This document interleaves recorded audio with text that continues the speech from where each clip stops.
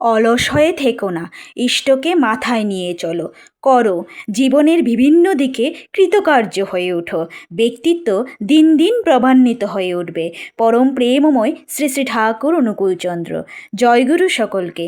আজকে আবার চলে এসেছি আপনাদের সাথে এক শিক্ষিকা মায়ের জীবনে শ্রী শ্রী ঠাকুরের অপার বিস্ময়কর একটি ছোট্ট ঘটনা শেয়ার করার জন্য। ঋষিবাক্য বা গুণী ব্যক্তি প্রদত্ত অনেক প্রবাদই আমরা অনেক সময় শুনে থাকি। তার মধ্যে একটি হলো শ্রদ্ধাবান লবতে গানম। এই প্রবাদটি ছোটবেলায় অনেকেই শুনেছি আমরা।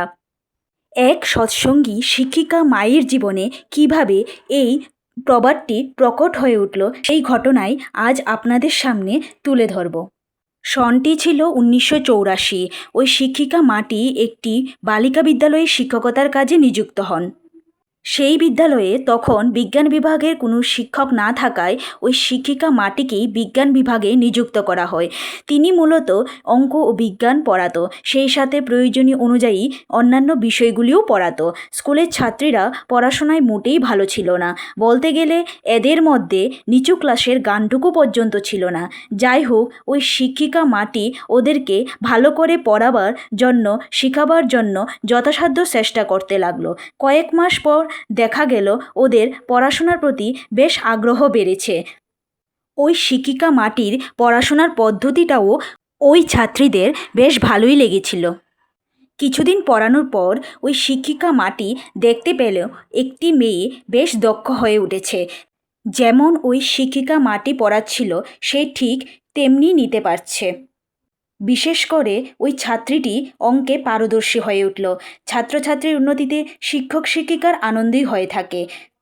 ক্রমশ ওই ছাত্রীদের কাছে ওই শিক্ষিকা মাটি আপনজন হয়ে উঠতে লাগলো। ক্লাসের প্রত্যেকটি মেয়ে ওই মাটিকে যেমন শ্রদ্ধা করত তেমনি ভালোবাসত। ছাত্রীরা ওই সৎসঙ্গী মায়ের কাছে কোনো কথা বলতে সংকোচবোধ করতো না। যে মেয়েটি অসাধারণ হয়ে উঠতে লাগলো, সেই মেয়েটি কিন্তু প্রথম দিকে পড়াশোনায় একদম দুর্বল ছিল। তবে শুরু থেকে পড়ার প্রতি এবং ওই শিক্ষিকা মাটির প্রতি তার বেশ আগ্রহ ছিল। অঙ্ক ইংরেজি থেকে শুরু করে কোনো বিষয়ই ওই ছাত্রীর দখলদারিত্ব ছিলই না।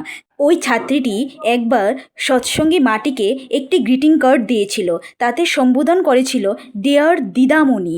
মেয়েটি দিদিমণি বানানটা পর্যন্ত শুদ্ধ করে লিখতে পারত না। শুরু থেকেই ওই ছাত্রীটির ক্রমোন্নতি দেখে ওই শিক্ষিকা মাটি বেশ অবাকই হতো।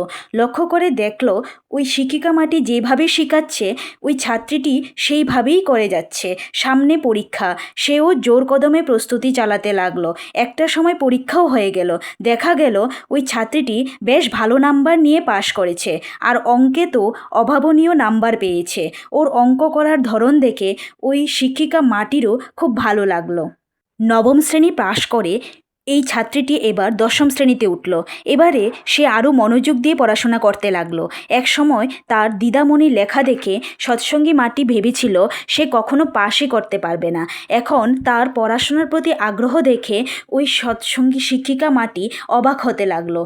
ওই শিক্ষিকার মাটির মনে প্রশ্ন জাগতে লাগলো, পড়াশোনায় পিছিয়ে পড়া মেয়েটি কিভাবে দিন দিন সামনের সারিতে এগিয়ে এলো। একদিন ওই ছাত্রীটি এবং তার মাকে জিজ্ঞেস করে বসলো, এত পরিবর্তন কি করে হলো?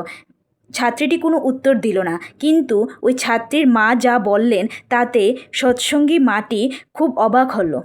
ওই ছাত্রীর মা বলতে লাগলেন, দিদিমণি, ভক্তিমতী মেয়ে আমার আলমারির দরজায় আপনার ছবি লাগিয়ে রেখেছে, আর দুই বেলা আপনার ছবিকে ভক্তিভরে প্রণাম করে পড়তে বসে। আর যখন পড়তে বসে তখন সে খুব গভীর মনোযোগ দিয়ে পড়তে থাকে। আপনার ছবিকে প্রণাম করা দেখে মেয়েকে বলি, তুই এ কী করছিস? এভাবে তো ভগবানকে পুজো করতে হয়। মেয়ে বলে, মা, আমার কাছে তো তিনিই ভগবান। এরপর থেকে আমি আর মেয়েকে কিছু বলিনি। ছাত্রীর মায়ের কথা শোনার পর বিষয়টি সত্যতা যাচাই করার জন্য একদিন অতি সাধারণ বিষয়কে উপলক্ষ করে ওই সৎসঙ্গী মাটি তাদের বাড়িতে যায়। দেখে সত্যিই তো একখানি ছবি তাদের আলমারির দরজায় লাগানো আছে। ওই শিক্ষিকা মাটি বলতে লাগলো, এই ছবিটা সরিয়ে দাও, কেমন অন্ধের মতো লাগছে। বলে ছবিটি যেই মাত্র খুলে নিল, ছাত্রীটি তৎক্ষণাৎ ওই শিক্ষিকার হাত থেকে ছবিটি আবার নিয়ে জায়গায় লাগিয়ে দিল। ছাত্রীটির মা বললেন, দিদিমণি আপনি ছবিটি সরাবেন না। মেয়ে দুবেলা আপনার ছবিকে ভক্তিভরে প্রণাম করে, এতে তার যদি পড়াশোনার সাথে ভক্তিভাবের উন্নতি হয় তবে অসুবিধা কোথায়?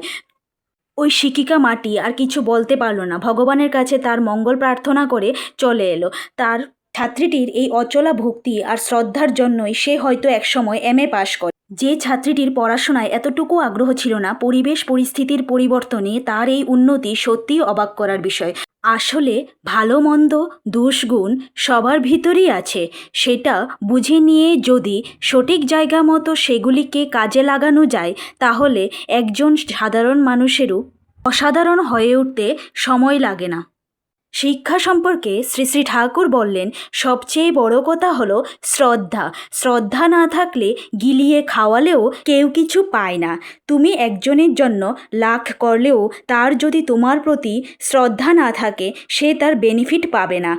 মানুষের উন্নতি হয় উৎকৃষ্ট গতির ভিতর দিয়ে।